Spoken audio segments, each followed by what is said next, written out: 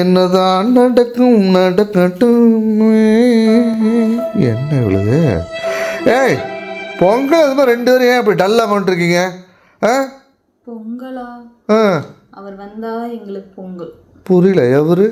டிவிக்கு அப்படின்னா தளபதி வெற்றி கொண்டான். தளபதி வெற்றி கொண்டானா? தளபதி விஜய் சார் தான் சொல்றா. தளபதி விஜய் சாருக்கு தளபதி வெற்றி கொண்டான்னு பேரா? ஓ, படத்தோட கேரக்டரா? சரி, அதுக்கு நீங்க பொங்கல் செலிப்ரேட் பண்றதுக்கு என்ன பிரச்சனை? 9ஆம் தேதி படம் வரும்னு நினைச்சேன்.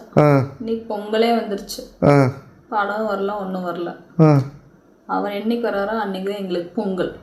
அவர் என்னைக்கு வரான்னு எனக்கே தெரியாதுடி. ஆமா, அவர் என்னைக்கு வராரோ அப்பதான் எங்களுக்கு பொங்கல். பொங்கலும் கிடையாது, வீட்டுல சோறும் கிடையாது. பேசாம போயிரு. ஏமா இந்த யூடியூப் ஆரம்பிச்சு அதெல்லாம் டெவலப் ஆகி விஜய் சாருக்கு ஒரு சீனாச்சு நடிச்சிடலான்னு பார்த்தேன்.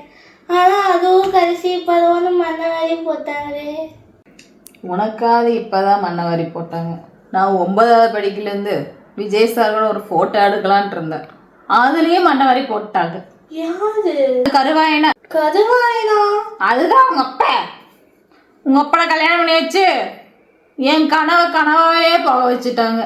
அப்பதான் மண்ணெலி போட்டாங்கன்னு பார்த்தா இப்போ இந்த படத்தை ரிலீஸ் பண்ணாம முக்காடும் போட்டுட்டாங்க.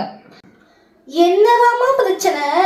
ஏதோ சர்டிஃபிகேட்டாம அது கொடுக்காதனால படத்தை ரிலீஸ் பண்ணல. ஏதோ படத்துக்கு சர்டிஃபிகேட் தரானுங்க.